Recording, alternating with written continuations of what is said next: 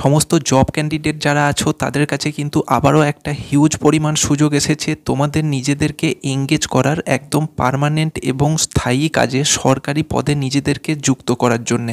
কারণ যে নোটিফিকেশানটা বেরিয়েছে সেটা কিন্তু ভারতীয় রেলের তরফ থেকে বের করা হয়েছে। আর সবথেকে বড় কথা, এখানে যে পদগুলোতে রিক্রুটমেন্ট করা হচ্ছে প্রত্যেকটা পদ কিন্তু সম্পূর্ণ পার্মানেন্ট পদ আর সম্পূর্ণ স্থায়ী পদ। অর্থাৎ একবার যদি আমরা আমাদের নিয়োগটা এখানে করাতে পারি তাহলে কিন্তু আমাদের প্রত্যেক বছর বছর যে রিনিউ করার চিন্তা সেটা কিন্তু কোনো রকমভাবেই থাকছে না, ঠিক যেমনটা হয়ে থাকে কোনো কন্ট্রাকচুয়াল কাজের ক্ষেত্রে।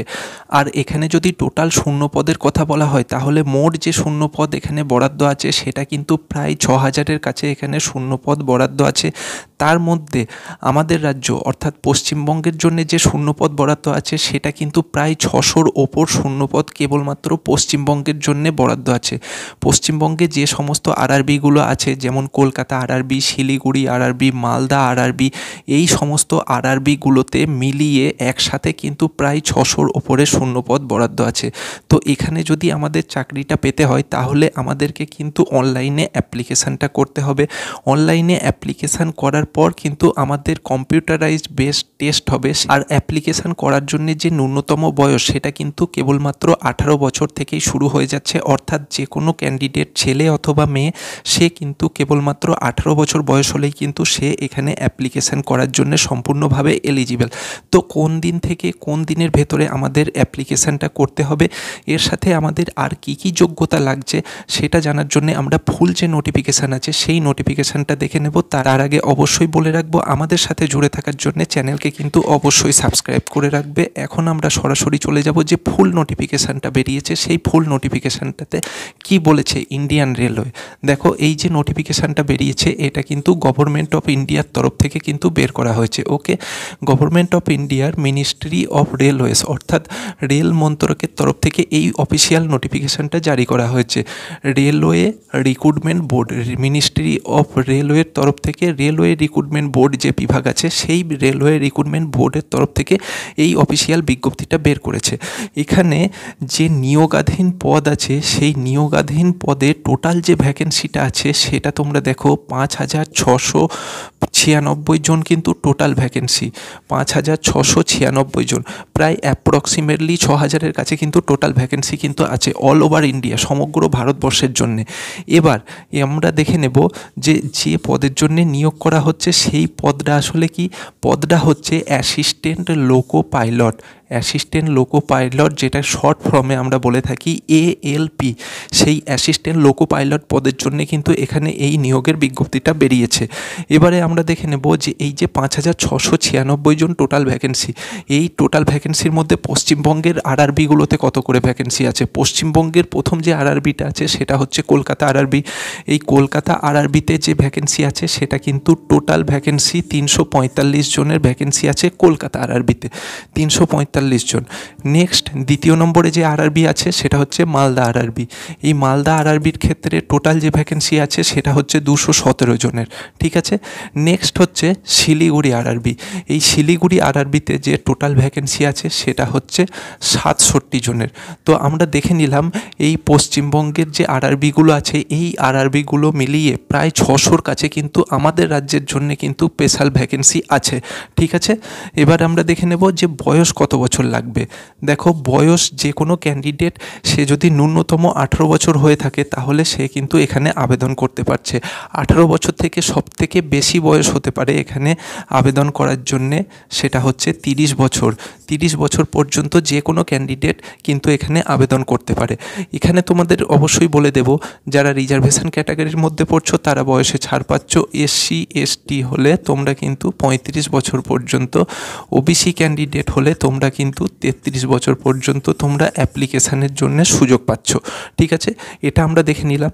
এবার আমরা দেখে নেব যে আমরা যদি চাকরি পাই তাহলে আমাদের স্যালারিটা কত হবে। দেখো, স্যালারি যা হবে ইনিশিয়াল স্টেজে অর্থাৎ শুরুর ক্ষেত্রে আমাদের যে স্যালারিটা থাকবে সেটা হচ্ছে 19,900 টাকা থেকে কিন্তু আমাদের স্যালারিটা ইনিশিয়াল স্টেজে শুরু হবে, একদম প্রথম অবস্থাতে, ঠিক আছে। আচ্ছা, এবার এখানে আবেদন করতে গেলে আমাদের পড়াশোনা কতটা জানতে হবে, মানে আমাদের এডুকেশান কোয়ালিফিকেশান কী চাই। যে এডুকেশান কোয়ালিফিকেশান আমাদের এখানে লাগবে সেটা হচ্ছে নাম্বার ওয়ান লাগবে আমাদের মাধ্যমিক পাস হতে হবে, মানে ক্লাস 10 পাস হতে হবে, এটা হচ্ছে number 1 condition.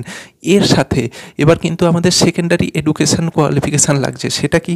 Secondary education qualification যেটা লাগছে সেটা হচ্ছে মাধ্যমিকের সাথে সাথে আমাদের 2 বছরের ITI কোর্স করা থাকতে হবে, অথবা 3 বছরের ডিপ্লোমা কোর্স করা থাকতে হবে। 3 বছরের ডিপ্লোমা কোর্স কোন কোন কোর্সের ক্ষেত্রে? যেমন ইলেকট্রিশিয়ান, মেকানিক্যাল, ইলেকট্রনিক্স আর অটোমোবাইল ইঞ্জিনিয়ারিং। এই সমস্ত কোর্সের ক্ষেত্রে যারা কোর্স করেছো তাদের ক্ষেত্রে কিন্তু এই 3 বছরের ডিপ্লোমা করা থাকলে তোমরা অ্যাপ্লিকেশান করতে পারবে। একই রকমভাবে 2 বছরের ITI কাদের জন্য, যেমন ফিটার ট্রেডে যারা করেছো, ইলেকট্রিশিয়ান ট্রেডে যারা করেছো, একই সাথে যত রকমের মেকানিক্যাল ট্রেড আছে, মানে মেশিনিস্ট ট্রেড আছে ITI কোর্সের ক্ষেত্রে, সমস্ত মেশিনিস্ট ট্রেডে যারা করেছো তারা কিন্তু এখানে অ্যাপ্লিকেশানের জন্য যোগ্য। তো এটা গেল আমাদের যে পড়াশোনা, সেই পড়াশোনার ব্যাপারটা। এবারে আমরা দেখে নেব যে আবেদন কিভাবে করতে হবে। দেখো, আবেদন করতে হবে সম্পূর্ণ অনলাইন পদ্ধতিতে। অনলাইনে কিন্তু আমাদের এখানে অ্যাপ্লিকেশান করতে হচ্ছে। অ্যাপ্লিকেশান করার ঠিকানা, মানে অ্যাপ্লিকেশান যে আমরা করব সেই অ্যাপ্লিকেশানটা আমরা কোন ওয়েব পোর্টালে গিয়ে করব, যে ওয়েব পোর্টালে আমাদের অ্যাপ্লিকেশান করতে হবে সেটা হচ্ছে RRBর পোর্টাল। RRBর পোর্টাল বলতে তোমরা যে RRBতে অ্যাপ্লিকেশান করবে সেই RRBর যে অফিসিয়াল অ্যাড্রেস আছে সেই অ্যাড্রেসে গিয়ে তোমাদেরকে আবেদনটা করতে হবে। ধরে নাও তোমরা কেউ আবেদন করতে চাইছো কলকাতা RRBতে, তাহলে কলকাতা RRBর যে অফিসিয়াল পোর্টাল আছে সেই পোর্টালে গিয়ে কিন্তু আবেদন করতে হবে। যদি মালদাতে করতে চাও মালদার পোর্টালে করতে হবে, যদি কেউ শিলিগুড়িতে করতে চাও তাহলে তার শিলিগুড়ির পোর্টালে করতে হবে, যদি কেউ রাঁচি বা পাটনার RRB ওগুলোতে করতে চাও তাহলে তাদেরকে ওই RRBগুলোতে কিন্তু তোমাদের অ্যাপ্লিকেশানটা করতে হবে। একজন ক্যান্ডিডেট কেবলমাত্র একটা RRBতে কিন্তু সুযোগ পাবে, একাধিক RRBতে কিন্তু তোমরা অ্যাপ্লিকেশান করার কিন্তু সুযোগ পাবে না। এটা কিন্তু তোমরা সব মাথায় রাখবে অবশ্যই, ঠিক আছে? এটা তো গেল আমরা কোন জায়গায় অ্যাপ্লিকেশান করব। এবার দেখে নাও যে অ্যাপ্লিকেশান কোন দিন থেকে শুরু হচ্ছে। যেদিন থেকে অ্যাপ্লিকেশান শুরু হচ্ছে সেটা হচ্ছে 20শে জানুয়ারি, অর্থাৎ 20/1/2024। 2024 সালের জানুয়ারি মাসের 20 তারিখ থেকে অ্যাপ্লিকেশান প্রসেস শুরু হচ্ছে। যতদিন চলবে, মানে যেদিন অ্যাপ্লিকেশান প্রসেস শেষ হচ্ছে সেই দিনটা হচ্ছে আবেদন করার শেষ দিন, 19/2/2024, অর্থাৎ ফেব্রুয়ারি মাসের 19 তারিখ পর্যন্ত কিন্তু অ্যাপ্লিকেশান করা যাবে। ফেব্রুয়ারি মাসের 19 তারিখ পর্যন্ত, ঠিক আছে? এবার এই অ্যাপ্লিকেশান করার সময় যদি তোমাদের ইনকেস কোনো জায়গায় ভুল হয়ে থাকে তাহলে সেটাও কিন্তু তোমরা অ্যাপ্লিকেশানে সংশোধন করার জন্য কিন্তু সুযোগ পাচ্ছ। সংশোধন যেদিন থেকে করা যাবে সেটা দেখে নাও, যে তোমাদের ভুল হয়ে গেলে সেই ভুল সংশোধন করা যাবে 20/2/2024, অর্থাৎ ফেব্রুয়ারি মাসের 20 তারিখ থেকে 29/2/2024 ফেব্রুয়ারি মাসের 29 তারিখ পর্যন্ত তোমরা কিন্তু তোমাদের যদি ভুল হয়ে থাকে তাহলে সেটাকে ভুল সংশোধন করার সুযোগ পাচ্ছ, ঠিক আছে? এবারে লাস্টে তোমরা যে অ্যাপ্লিকেশান করবে, তো অ্যাপ্লিকেশান করতে গেলে তোমাদের কত টাকা ফিস জমা দিতে হবে। তোমাদের প্রত্যেকটা ক্যান্ডিডেটকেই কিন্তু এখানে ফিস জমা দিতে হবে। কত টাকা ফিস জমা দিতে হবে? অ্যাপ্লাই করার জন্য যে ফিস লাগছে সেটা লাগছে তোমাদের 500 টাকা কিন্তু প্রতি ক্যান্ডিডেট হিসাবে ফিস লাগছে। এই যে 500 টাকা তোমরা ফিসটা দেখছো, এই ফিসটা কিন্তু কেবলমাত্র জেনারেল ক্যান্ডিডেটদের জন্য। কাদের জন্যে? জেনারেলদের জন্যে। কিন্তু যদি কেউ তোমরা ST SC ক্যান্ডিডেট হয়ে থাকো, এক্স সার্ভিসম্যান হয়ে থাকো তাহলে, বা উমেন ক্যান্ডিডেট হয়ে থাকো তাহলে তাদের ক্ষেত্রে এই ফিসটা কিন্তু কমে চলে আসছে 250 টাকায়। তাদের জন্য চলে আসছে ST SC ex serviceman women ক্যান্ডিডেটদের জন্য 250 টাকা ফিস লাগবে। আদারওয়াইজ জেনারেল ক্যান্ডিডেটদের জন্য কিন্তু 500 টাকা ফিস লাগবে। এই ফিসটা তোমরা কিভাবে পেমেন্ট করবে? ফিস কিন্তু তোমরা ডেবিট কার্ড, মানে ATM কার্ড দিয়ে তোমরা অ্যাপ্লিকেশান ফিস জমা দিতে পারবে। এছাড়া যদি তোমরা মনে করো যে কোনো UPI অ্যাপ্লিকেশানের মাধ্যমে তোমরা এই ফিসটা দেবে, তাহলে সেক্ষেত্রেও কিন্তু UPI পেমেন্টের মাধ্যমেও তোমরা কিন্তু এই ফিসটা পেমেন্ট করতে পারো। আশা করি ফুল ডিটেলসটা তোমাদের কাছে ক্লিয়ার হয়ে গেছে। এরপরেও যদি কোনো জিজ্ঞাসা থাকে কমেন্ট বক্সে করো, উত্তর অবশ্যই পাবে। আর আমাদের সাথে জুড়ে থাকার জন্য কিন্তু চ্যানেলকে অবশ্যই সাবস্ক্রাইব করবে।